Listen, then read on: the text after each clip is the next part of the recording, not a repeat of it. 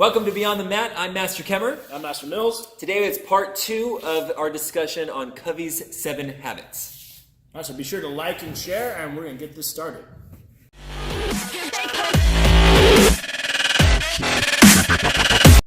All right, so we're going to move on to the third habit for Covey's 7 Habits, which is put first things first. Right. So basically this means to prioritize, to have clear priorities and to get them done and act on it.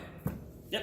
And the way he likes to organize our time is into a quadrants right here, and it's mainly divided by two important factors. It's importance and it's urgency. Right? And so in box 1, we're going to have the things that are the most important and the most urgent. So these are going to be things like your daily things that have to get done every single day. You know, feeding yourself, some things like that. Right. For us, we have a karate test coming up, so we have to. That's a time-sensitive thing that we have certain things that we have to accomplish. Right. And like what we're teaching on the mat right now. Right. So those are those most important, most urgent things.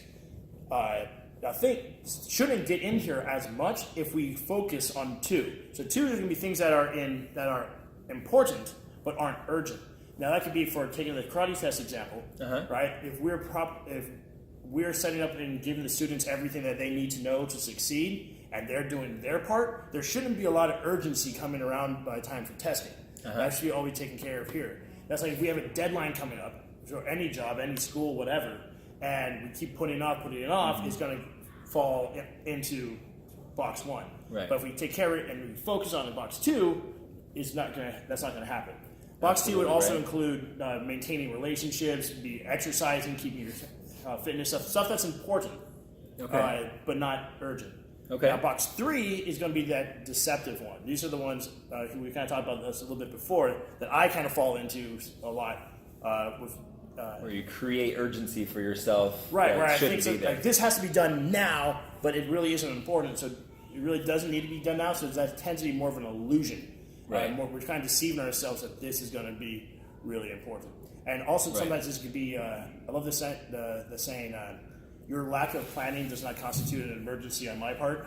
Absolutely, this would I love be that. Not doing that and making someone else's emergency your emergency. Right. I need this today. I need this right now. Right. Well, that's because you didn't plan ahead and you didn't get your stuff that you needed to do done. You know, why am I going out of my way because you didn't plan right? Exactly. Very good. Yes. All right. So that's gonna be 3, and then 4 is going to be things that are not urgent, not important. This could be a lot of entertainment that's solely for the purpose of entertainment. It could be like for me, I love playing video games and binge watching shows. Right, Netflix, right? Right, that doesn't accomplish anything for us. And so if we spend all our time here, that's going to affect everything here. So what we want to make sure is that we spend most of our time in box 2. So the more time we're here focusing on maintaining our relationships, maintaining our workload, maintaining our fitness, all these things, the less we're going to be in these regions, and the fewer things are going to fall into urgency, and hopefully can manage our time a little bit better. Exactly right. Cool. This is something that is not. I'm not great at this, so I'm just letting everybody know. This is something that is a struggle for me. I tend to be kind of all over the map on here, right? Mostly, there's like times where I spend here, and then there's other times where everybody has their things that waste their time, right?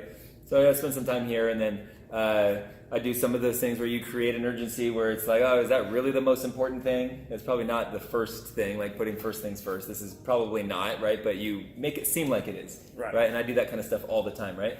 And then there's other times where this is a lot of like procrastinating stuff, right? So you procrastinate and then you have a big, long, urgent list all of a sudden. It's like, oh, I don't have any time to do it, right? So this is something that I could definitely work on. Cool.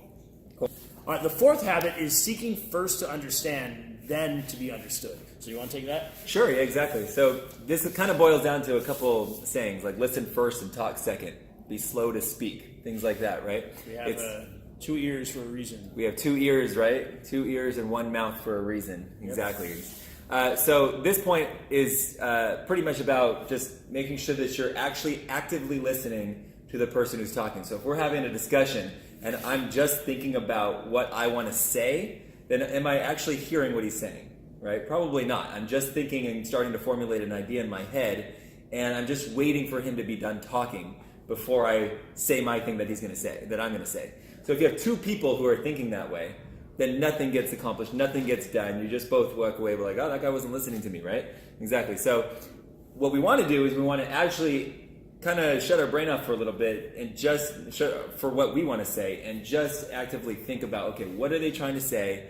Do I understand what they're saying, right? I want to feel the emotions that they're feeling. If somebody's talking to me and opening their mind or heart out to me and they're sad or something like that, I want to, get there with them, right? I want to feel that, like, okay, that's called empathy, right? So I want to feel that empathy for them, right? I want to feel bad, or if they're really excited, I want to be excited with them and feel that, right? So if I can get there with that person, right, then by the time I come around to share what I want to share, I've gone through all of those emotions with them. I've gone through actually actively listening to what they say, and I understand it. Then by the time I share my ideas in my head might have changed a little bit to what I would do without listening to them. Right, and instead of just focusing directly on like what I want to say, right? So what this ends up doing is it starts increasing my influence, and it also increases my credibility. Okay, because if I share my ideas with somebody, but I haven't actually had empathy or I haven't listened to them, I've just thought about what they're going to say, then they're going to see that. Okay, they're going to see it in your body language mostly, right? So you can kind of tell when somebody's not listening to you. Right? I know I can all the time. If I'm talking to somebody and I can tell they're like, they're looking away or they're agitated, they're moving around a lot, you can tell they keep trying to insert themselves like that, then you can tell, okay, they're not actually listening to me, they just want to say something. Right? So people can tell. So then when you start giving your ideas, you come across as a know-it-all, or you come across as somebody who just wants to change that person, right? And you don't come across as sincere. Okay, so, but when you actually listen and actively listen and feel the empathy for that person, right, and seek first to understand them, then by the time you share your ideas, you actually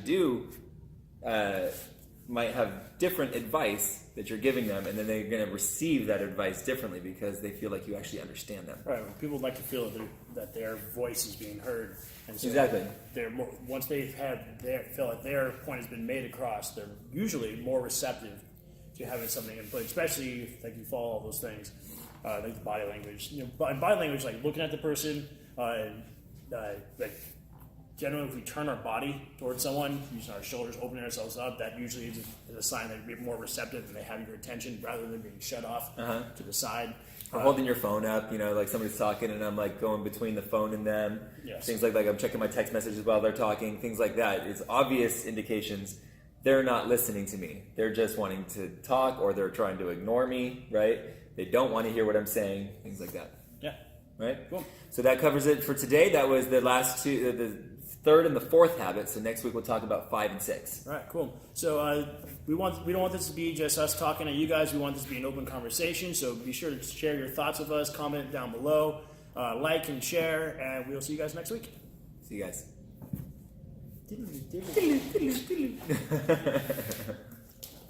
That's pretty good, right? Yeah.